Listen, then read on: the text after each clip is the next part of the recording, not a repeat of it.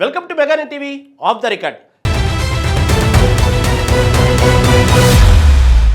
దీపం ఉన్నప్పుడే ఇల్లు చక్కబెట్టుకోవాలి అన్న సామెతను కొందరు బాగా వంట పట్టించుకుంటారు. కానీ అది ప్రజాధనంతో కూడిన వ్యవస్థలో జరిగినప్పుడు, ముఖ్యంగా కోట్లాది మంది భక్తుల ఆరాధ్య దైవం వెంకటేశ్వరుని సన్నిధిలో జరిగినప్పుడు అది మహాపాపం అవుతుంది. తిరుమల తిరుపతి దేవస్థానం ప్రపంచంలోనే అత్యంత సంపన్నమైన హిందూ దేవాలయం. అక్కడ పనిచేసే ఉన్నతాధికారికి ఉండాల్సిన ప్రధాన అర్హత నిబద్ధత. కానీ గత 2 దశాబ్దాలుగా టీటీడీ ఆర్థిక విభాగంలో ఒక చక్రవర్తిలా వెలుగుతున్న ఒక వ్యక్తి చుట్టూ ఇప్పుడు వివాదాల సుడిగుండం ముసురుతోంది.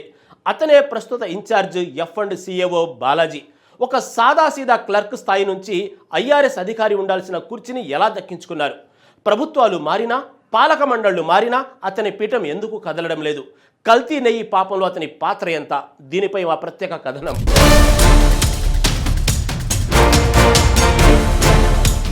అర్హత లేనివాడు అక్షంతలు వేస్తే అవి తల మీద పడవు, బురదలో పడతాయి అన్నట్లుగా టీటీడీ వంటి అత్యున్నత సంస్థలో ఆర్థిక వ్యవహారాలు చూసే వ్యక్తికి ఉండాల్సిన కనీస విద్యార్హతలు బాలాజీకి లేవనేది బహిరంగ రహస్యం. టీటీడీ నిబంధనల ప్రకారం finance advisor and chief accounts officer పోస్టులో ఖచ్చితంగా ఒక IRS అధికారి లేదా కనీసం చార్టెడ్ అకౌంటెంట్ అర్హత ఉన్న వ్యక్తి ఉండాలి. కానీ బాలాజీ ప్రస్థానం విస్మయానికి గురిచేస్తోంది. ఒక సాధారణ క్లర్క్ గా టీటీడీలో అడుగుపెట్టిన ఇతను కనీసం CA కూడా పూర్తి చేయలేదు. అయినప్పటికీ రాజకీయ పరపతితో పైస్థాయి అధికారుల అండదండలతో రాటిఫికేషన్ చేయించుకొని ఇన్ఛార్జ్ బాధ్యతలు చేపట్టారు. సుమారు 5,000 కోట్ల వార్షిక బడ్జెట్, లక్షల కోట్ల ఆస్తులున్న టీటీడీని ఒక కేంద్రపాలిత ప్రాంతంతో పోలుస్తారు. అంతటి కీలక బాధ్యతలను ఒక అనర్హుడి చేతిలో ఎందుకు పెట్టారు? 2004 నుంచి ఇప్పటి వరకు ఏపీలో ఎన్ని ప్రభుత్వాలు మారినా అందరూ ఈయనపైనే ఎందుకు ప్రేమ కురిపిస్తున్నారు?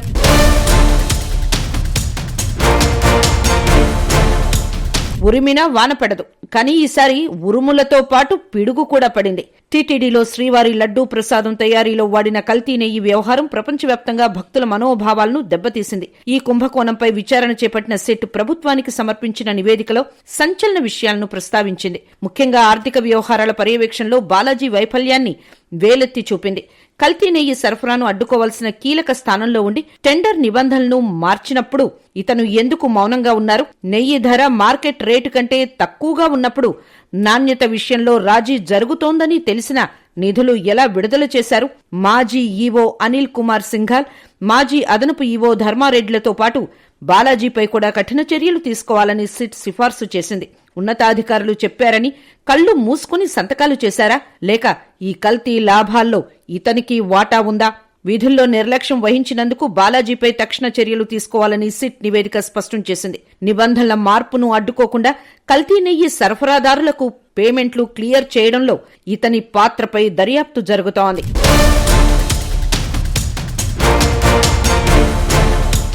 చెరువు మీద కోపం వచ్చి ఒంటి మీద పోసుకున్నట్టు బాలాజీ తన పవర్ను అడ్డం పెట్టుకుని చిన్నపాటి ఉద్యోగులను టార్గెట్ చేస్తున్నారనే ఆరోపణలు వెల్లువెత్తుతున్నాయి. కింది స్థాయి క్లర్కులు, సిబ్బంది చిన్న పొరపాటు చేసినా కొర్రీలు పెట్టే ఇతను పెద్దల విషయానికి వస్తే మాత్రం అడిగినంత మంజూరు చేస్తారని టాక్. ముఖ్యంగా కారుణ్య నియామకాల విషయంలో బాలాజీ ప్రవర్తన వల్ల అనేక మంది ఉద్యోగస్తుల కుటుంబాలు రోడ్డున పడ్డాయి. టీటీడీ ఆస్తులు, కళ్యాణ మండపాలు, అద్దె గదుల విషయంలో ఇతను అనుసరిస్తున్న మొండి వైఖరి వల్ల భక్తులకు భారం పెరగడమే కాకుండా ఆదాయానికి కూడా గండిపడుతోంది. మార్కెట్ ధర కంటే అధికంగా అద్దెలు నిర్ణయించటం వల్ల చాలా చోట్ల పోస్టులు, గదులు ఖాళీగా ఉంటున్నాయి. కానీ ఉన్నతాధికారుల వసతి గృహాల మరమ్మతులకైతే కోట్లాది రూపాయలు నిమిషాల్లో మంజూరవుతాయి.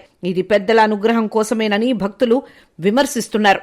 గతంలో ఒక మాజీ ఈవో 14 కోట్ల రూపాయల అనవసర వ్యయం చేస్తే దాన్ని కాగ్ తప్పుబట్టింది. కానీ ఆ ఫైళ్లను సర్దుబాటు చేయడంలో బాలాజీ తన చాకచక్యాన్ని ప్రదర్శించినట్లు ఆరోపణలు ఉన్నాయి. కారుణ్య నియామకాల్లో జాప్యం చేస్తూ అర్హులను వేధిస్తున్నారనే ఫిర్యాదులు వెల్లువెత్తుతున్నాయి.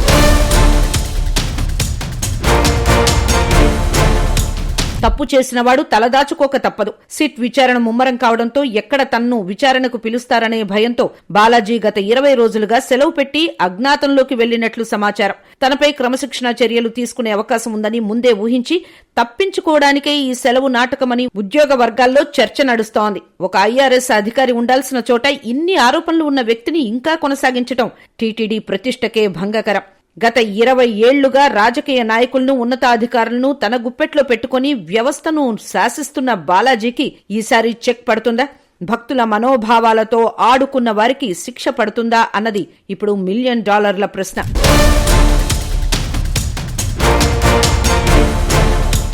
శ్రీవారి సేవలో తరించాల్సిన అధికారులు, శ్రీవారి సొత్తును కాపాడాల్సిన వారు స్వార్థ ప్రయోజనాల కోసం పనిచేస్తే ఆ పాపం ఊరికే పోదు. బాలాజీ వంటి వ్యక్తులు వ్యవస్థలో పాతుకుపోవడం వల్ల నిజాయితీ గల అధికారులు పనిచేయలేకపోతున్నారు. ఇప్పటికైనా ప్రభుత్వం స్పందించి టీటీడీ ఆర్థిక విభాగానికి ఒక అర్హత గల IRS అధికారిని నియమించాల్సిన అవసరం ఉంది. అర్హత లేని వారిని అందలం ఎక్కిస్తే ఆ అందలం చివరకు అగాధంలో పడుతుంది. టీటీడీలోని ప్రతి రూపాయి భక్తులు భక్తితో సమర్పించుకున్న కానుక. దానిని అపహాస్యం చేసే హక్కు ఎవరికీ లేదు. బాలాజీ వ్యవహారంపై లోతైన విచారణ జరిపి దోషులను కఠినంగా శిక్షించినప్పుడే భక్తులకు నమ్మకం కలుగుతుంది.